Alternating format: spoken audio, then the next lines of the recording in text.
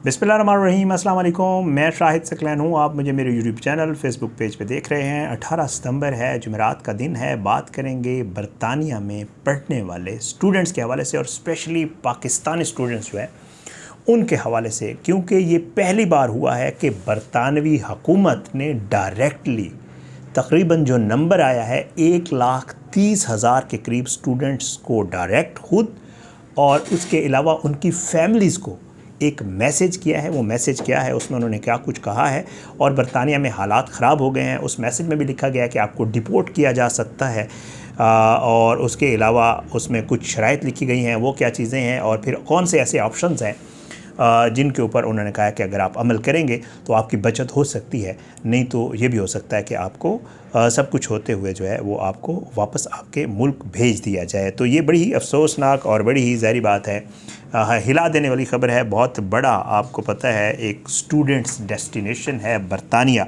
अगर मैं नंबर्स की बात करूं तो जब मैं इसके ऊपर चीज़ें देख रहा था तो एजुकेशन डेस्टिनेशन में बरतानिया को एक बहुत बड़ा मकाम हासिल है और तकरीबन बताया जाता है कि पिछले साल 2024 में तकरीबन 4,15,000 गैर मुल्की तलबा जो हैं वो बरतानिया गए जिन्होंने एडमिशन लिया और पाकिस्तानी उसमें तकरीबन 35,000 थे। 35,000 पाकिस्तानी तलबा पिछले साल जो है वो बरतानिया गए हैं एजुकेशन के लिए। तो ज़ाहिर बात है कि 35,000 तलबा में 35,000 फैमिलीज़, उनका ये कंसर्न है। तो इसलिए मैंने कहा इसके ऊपर ज़रा वीडियो करें, क्योंकि ये ख़बर जो है ये आई कि जी इस तरह स्टूडेंट्स को और उसके जो फैमिलीज़ हैं उनको मैसेजेस किए गए। अब ये है क्या, ज़रा मैं आपको इसके हवाले से बताता हूँ। जनाब, 1,30,000 स्टूडेंट हैं जी, उनको मैसेज क्या किया गया है, उनको ये कहा गया है कि जी अगर आपका वीज़ा ख़त्म हो गया है तो आपकी बहुत मेहरबानी, आप फ़ौरी तौर पे बरतानिया छोड़ दें। अगर आप ये नहीं करेंगे तो आपको पकड़ कर डिपोर्ट कर दिया जाएगा और आपका जो कोई भी प्रोसेस चल रहा है, कोई भी केस चल रहा है, वो फ़ौरी तौर पे ख़त्म करके आपको पकड़ के आपके मुल्क वापस भेज दिया जाएगा।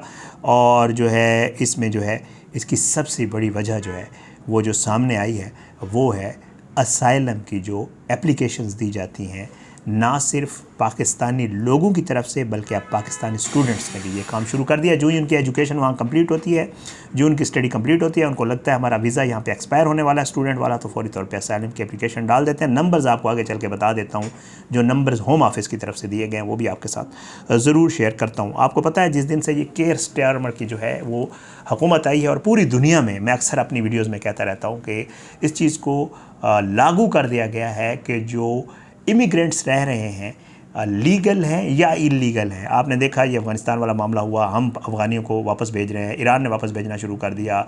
कनाडा में, बरतानिया में बहुत ज़बरदस्त किस्म का क्रैकडाउन शुरू हुआ। जो लोग वहाँ इलीगल रह रहे हैं, लीगल रह रहे हैं, उनके ख़िलाफ़ क्रैकडाउन शुरू हो गया।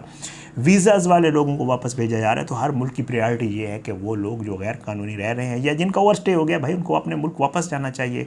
वो इधर दरखास्तें दे देते हैं, बेनिफिट्स भी लेते रहते हैं और फिर पड़े रहते हैं, और ये सारी सबसे बड़ी वजह ये है।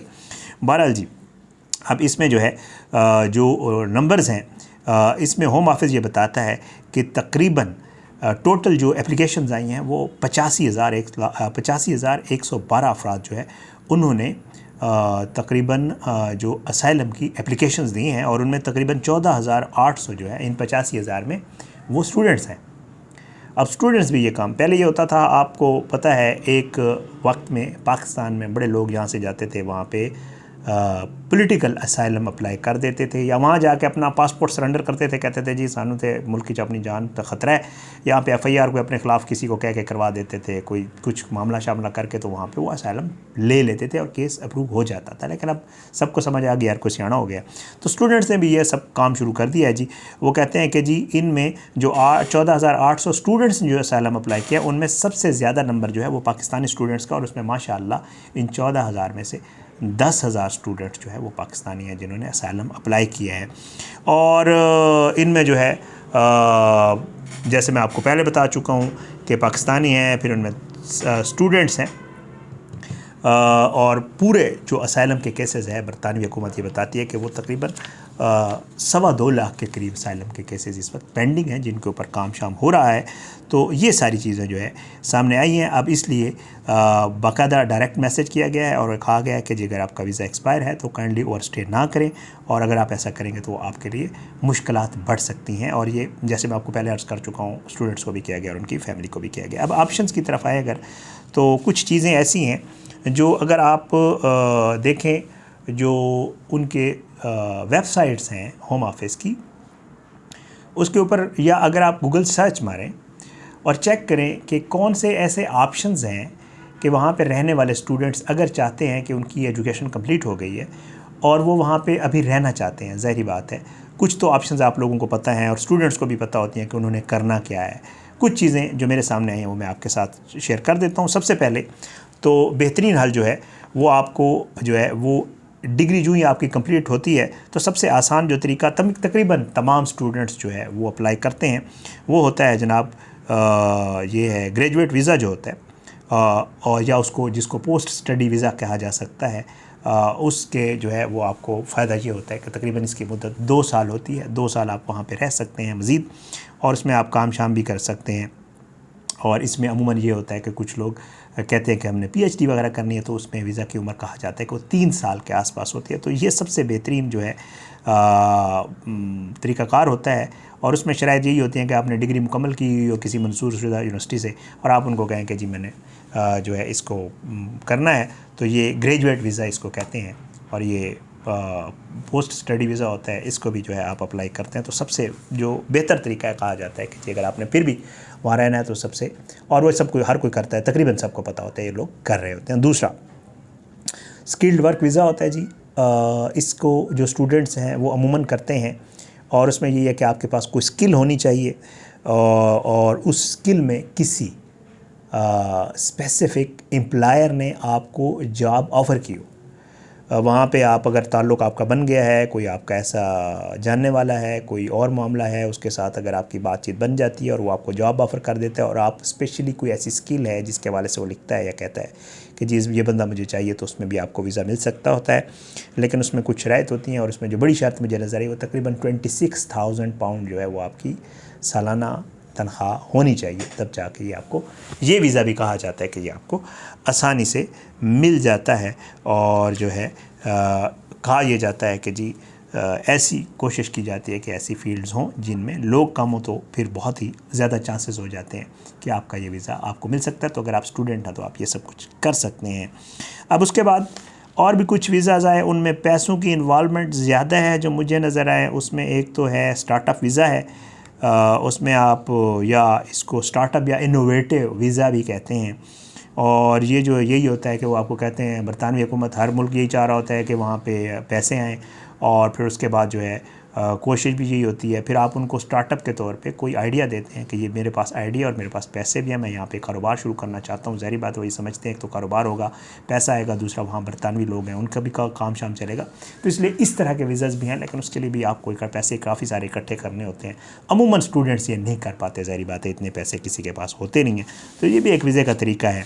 और अगला जो चांस होता है वो होता है डिग्री मुकम्मल करें और किसी और कोर्स में दाखिला ले लें, लेकिन उसके लिए भी यही है कि आपका स्टडी वीज़ा वैलिड हो तब तक, और वीज़ा एक्सपायर ना हो, और दूसरे तालीमी इदारे से आपको दाखिले की ऑफ़र भी हो कि जी आप आ जाएँ हमारे पास, आप अगला कोर्स कर सकते हैं, और फिर कोर्स भी पिछले कोर्स से आगे का हो। तो ये भी एक ऑप्शन आपके पास मौजूद होता है। और सबसे आखिरी ऑप्शन पाकिस्तानियों का पसंदीदा, और वो है किसी बरतानवी लड़की से, अगर लड़की है तो लड़के से शादी कर ले, या लड़का है तो लड़की से शादी कर ले। ये भी एक ऑप्शन होता है, अक्सर लोग ये भी अप्लाई करते हैं, लेकिन आजकल हर कोई सियाना हो गया। बरतानवियों को लोगों को भी पता चल गया है कि जो मैरिज वाला स्पाउस वीज़ा और ये वाले मामलात होते हैं थोड़ा मुश्किल है आजकल, लेकिन लोग ये वाला तरीका भी इख्तियार करते हैं, और किसी का छक्का लग भी जाता है और उसको मिल भी जाता है। तो ये भी एक तरीका है स्टूडेंट्स के लिए। ये सब ऑप्शंस जो है वो खुले होते हैं, और लेकिन इसके ऊपर क्रैकडाउन हो रहा है। और मैं आपको जैसे पहले अर्ज़ कर चुका हूँ कि वैसे भी बरतानिया में हालात जो है वो इतने ख़राब हो गए हैं। आपने देखा होगा ये पिछले दिनों फार राइट वाला एक मामला चला, लाखों की तादाद में लोग आए, उन्होंने इमिग्रेंट्स के ख़िलाफ़ प्रोटेस्ट की। उसमें जो है वो मैं आप उस पर पूरी वीडियो की थी।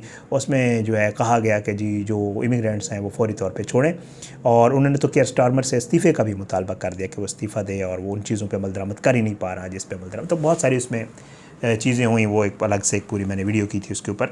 ये चीज़ एक तरफ ये चीज़ चल रही है, लेकिन दूसरी तरफ इसमें मामला ये भी है कि कुछ वहाँ के थिंक टैंक्स हैं, उन्होंने बाकायदा तौर पर बरतानवी हुकूमत को इंतबाह जारी किया है। उन्होंने अपने आर्टिकल्स में और इन चीज़ों में ये लिखा है कि ये जो क्रैकडाउन है या जो इंटरनेशनल स्टूडेंट्स के ख़िलाफ़ कार्रवाइयाँ हैं, इसमें कोई शक नहीं है कि ये बरतानिया की इकानमी को बहुत बड़ा धचका पहुँचाएंगी।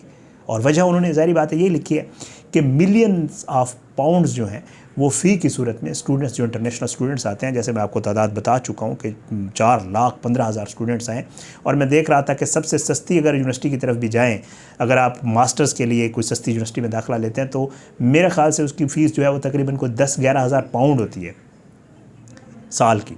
तो 10-11 हज़ार पाउंड इज़ गुड अमाउंट, और आप उसको मल्टीप्लाई कर दें अगर 4 लाख से, तो करोड़ों जो है वो पाउंड्स बनते हैं। तो वो यही उनको ये कहा गया हुकूमत को बाकायदा थिंक टैंक्स की तरफ से कि जी आप इसके ऊपर नज़रसानी करें, अगर आप इस तरह क्रैक डाउन करोगे, स्टूडेंट्स को निकालेंगे, डिपोर्ट करेंगे, हौसला शिकनी करेंगे इंटरनेशनल स्टूडेंट्स की, तो लोग नहीं आएंगे, एडमिशन्स नहीं लेंगे। क्योंकि कहा यह जाता है कि बरतानिया में इतनी ज़्यादा यूनिवर्सिटीज़ बन गई हैं अब कि आपको बहुत ज़्यादा ऐसे इंस्टीट्यूट्स, यूनिवर्सिटीज़ खुली मिल रही हैं जो स्टूडेंट्स को ऑफ़र कर रही हैं, और इंटरनेशनल स्टूडेंट्स को ऑफ़र कर रही हैं ताकि वो आके वहाँ पे एजुकेशन हासिल करें।